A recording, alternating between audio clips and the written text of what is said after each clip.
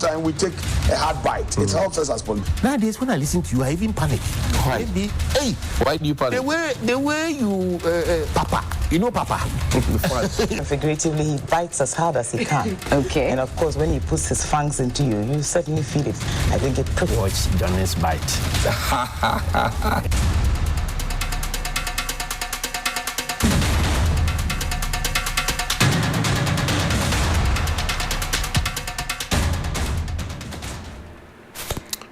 Bismillahir Rahman Rahim. Alhamdulillah Rabbil Alameen. Hasbunallah wa ni'mal wakil. The Lord is my light and my salvation. Whom shall I fear? And yea, though I walk through the valley of the shadow of death, I will fear no evil, for you art with me. Thy rod and thy staff, they comfort me. Thou preparest a table before me in the presence of my enemies. You anoint my head with oil. My cup runneth over, and surely goodness and mercy shall follow me all the days of my life. And I'll dwell in the house of the Lord forever and ever. Amen. Assalamu alaikum. It's Wednesday. Welcome to Johnny's Bite. Today is the 29th of February, and it's a good day to have a good day. I want to celebrate Grandpa Clothing this morning for my outfit, and also to mention to you specifically that the sinners saved by grace, or what many know as Toku, they have a great day today, and it's a good day. One day I shall share the testimony and my story with you and my experience with Toku in good time. One day. But this is also a reminder that Accra is still dark, is still dirty, and it is still smelling. 92. Accra is very, very dark. All the street lights that we were told that we had bought and installed literally do not exist. Accra is dark, Accra is dirty, and Accra is smelling. It is a fact. I haven't traveled outside Accra for a while, so I cannot say what happens elsewhere. But as far as I know, yesterday I spent 3 hours driving through Accra. Accra is dark, Accra is dirty, and Accra is smelling. Now, the Electricity Company of Ghana, good morning to their new people who are lacing their boots to go there. You see, the people who caused the downfall of the Electricity Company of Ghana, they must not be allowed to get closer to the center to cause further mayhem. Please listen to me well. The people who caused the downfall of the Electricity Company of Ghana, they must never be allowed to get to the center. There are good people who are at ECG. There are good people who can come into ECG to help. But the people who caused the downfall of the Electricity Company of Ghana must never be allowed to get closer to power. Unfortunately, as I showed you in the case of Georg, unfortunately, some of the people who had the benefit of literally taking from the company more than 500,000 Ghana cedis were in a video with Mr. Jones Apple, who has just been sent to Georg. I have begged him and told him to be very, very careful of those people. In fact, there's a video. It's a dusty area, red soil. That's Georg's Achanse water project. Millions of Ghana cedis. Look at it. Put it up there. Millions of Ghana cedis. Millions. Look at what it has become. I said Georg has been run aground to the point where even workers, today is a working day. In fact, this was taken yesterday. A working day. But there's no production. The workers do not want to work. Mr. Jones Apply, you have work to do. Oh? I'm telling you. Onutumo Daroff. You have work to do. Because the people don't want to work. Meanwhile, it's a working day. The profitability that Gayhawk Distilleries used to record is no longer the case. Me, you can like me, you can hate me. I actually do not care. What I have to do and say, I will say. And the powers and the prayers that be, the good lips of good people who speak on my behalf straight into the ears of God, it will still protect me. I will say it. And since we started saying some of the things here, things have started changing. I'm telling you, this is a state asset. How did we run it aground? And how did we allow for it to be run aground? I'm asking. This is a state asset. The other time I told you how the factory around the industrial area wasn't producing because somebody was still on retirement and still at home and was still issuing instructions. And I said, Gayhawk has to do a full audit. Let nobody come and tell me that, oh, from one MD to another MD, don't do that. No, you have to do a full audit. I said that there has been a lot of rot, including procuring bottles in large quantities and exposing them to the vagaries of the weather. I'm telling you. This is a chance. And you know what? It is you, a taxpayer, your money that has been used to procure this. It is a working day, or yesterday was a working day, Tuesday, and yet they were not working. Are you not angry enough? You are not angry. Let's leave it there. Now, yesterday, some school children, Accra High Secondary School, Onukpa as they call themselves, and Kimbu, Road, Nanado and my father's school, they were misbehaving. And you know, hold on with the video. This misbehavior has been occasioned by 8 years of asking people not to punish teachers, not to punish students, not to sack, not to discipline them.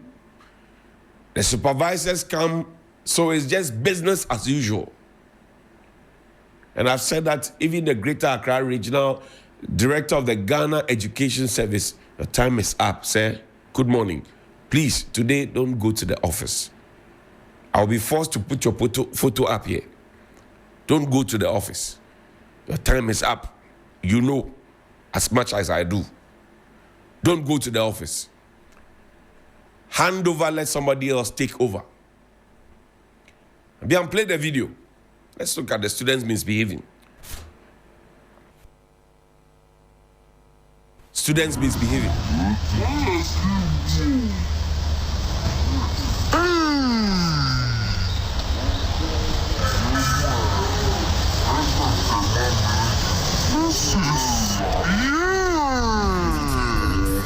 Sunrise on 3FM.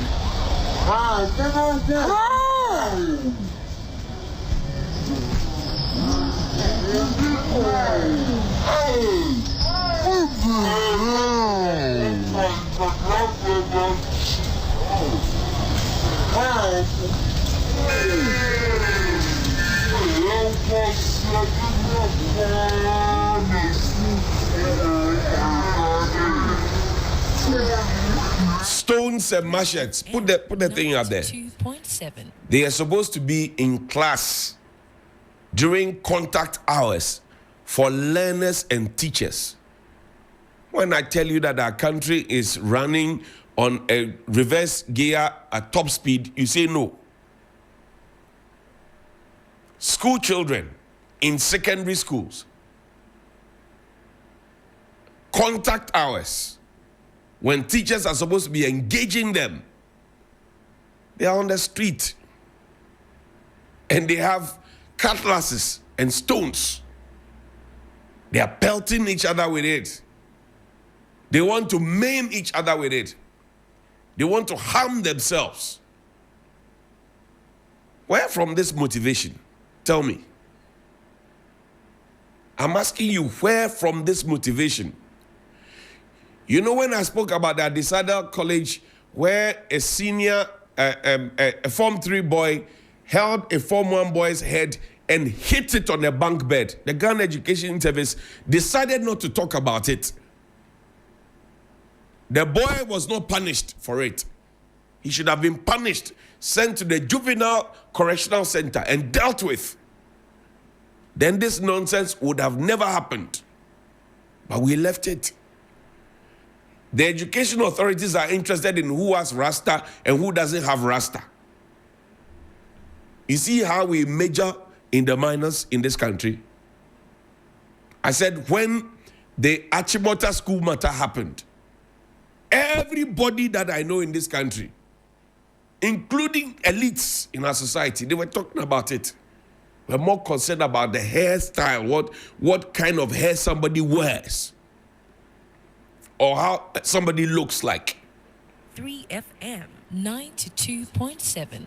You remember their disco thing? Somebody held another boy's neck, was strangling him, and hit his forehead on a bunk bed, metal bunk bed. What has happened to that boy? Has the family got any closure? No.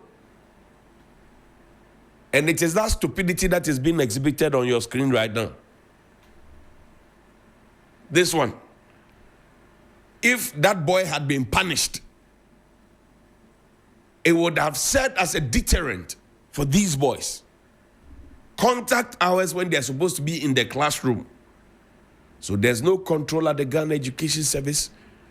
There's no control at the Ministry of Education, because for 8 years we decided that even the Parent-Teacher Association was not necessary. We took the teachers out of the equation and we said it is Parents Association. For 8 years. Because we are politicizing education. And I've told you here, there are 5 sectors of our country that we cannot politicize. Education, health, agric, economy, security. You cannot politicize them. The moment you politicize them, you're gone. And that is exactly the result you're seeing on your screen. This is the school of the former president of the Republic of Ghana, Road, Kimbu. I said my father went to that school. He was a year ahead of the president in school. They went to government boys' school, then when they finished, they came to the school. So where are we getting to? And you know, as a society, we are getting to a point where, come to me, the young people in our society do not really regard the older generation. Because some of the older generation too, they see what is wrong, but because of their partisan nature, they say it is right. It is okay. On Sunday, there was a gentleman who was driving a DV-plated vehicle. And I've told you that the DV-plated vehicles are all from 2024. There are no new DV plates for 2025. So everybody is driving without roadworthy certificates, without insurance. If they hit you, quack. And the gentleman had parked right on the junction. I took a photo. And he said, you can take me anywhere you want to take me. Some of the people who drive the DV plates, it looks like they have acquired monopoly over stupidity. So it is only them who can express it. And the way they ride on the street, you see Okada riders, you see tricycles. Where is our country headed? Where? Then you are in your country. Your country has won independence. And the day your country became a republic, on the 1st of July, they say it is no longer a holiday. We will no longer properly celebrate it. Does it make sense to you? I want to respectfully appeal to the President of the Republic. Bring back our 1st July, we beg you. That was a decision that was not properly thought through. Bring back our 1st July. You cannot come and celebrate somebody's political ideology and the foundation of a certain political party over and above when the country that the political party was situated in had its independence and sovereignty. You cannot do that. So I want to beg the President of the Republic of Ghana, John Dramani Mahama, please bring back our 1st July.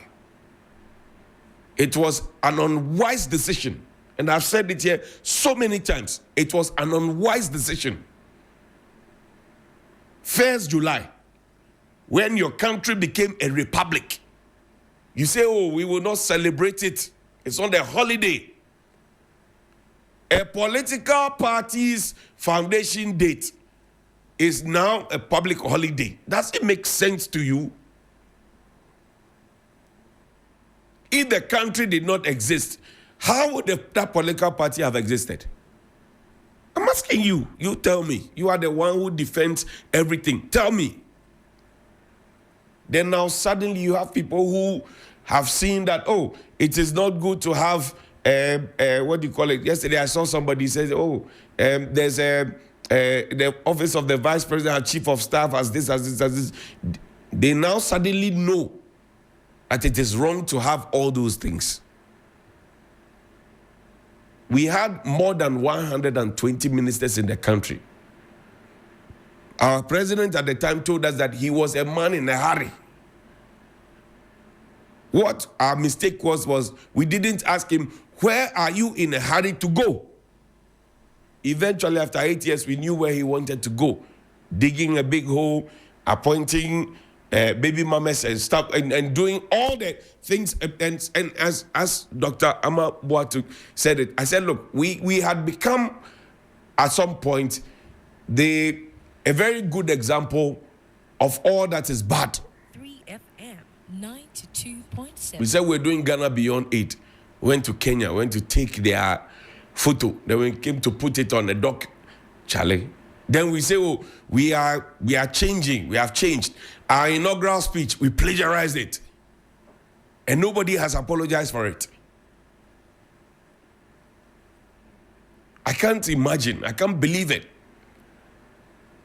Suddenly, the people who found nothing wrong about the National Cathedral and the wastage and the tomfoolery, the fact that it became the priority of priorities in this country, suddenly know the value of having people at the office of the vice president to work. Suddenly, we now know the value of it. We did not know. We did not say. I will not fail to make reference any single day to the things that were endorsed in the past and reference it to the things that are happening now in the present. I will not fail. And I will say it again in wrapping up. If you saw nothing wrong then, and you didn't ask the accountability questions, as I said in the past, that, oh, somebody was asking about the National Thanksgiving service that was held at UPS. They say, how much did it cost? I say, if you did not ask questions about the National Cathedral and about a chair being in a V8, and you're asking about the National Thanksgiving service, by all means, ask about the National Thanksgiving service. I love accountability. But if you leave those two to come and ask about National Thanksgiving service, you have told the world openly that you're stupid. That's what I'm wrapping up with. Call me 055-924-2717 and 055-691-0154. 055-924-2717 and 055-691-0154. Good morning. Good morning. Good morning,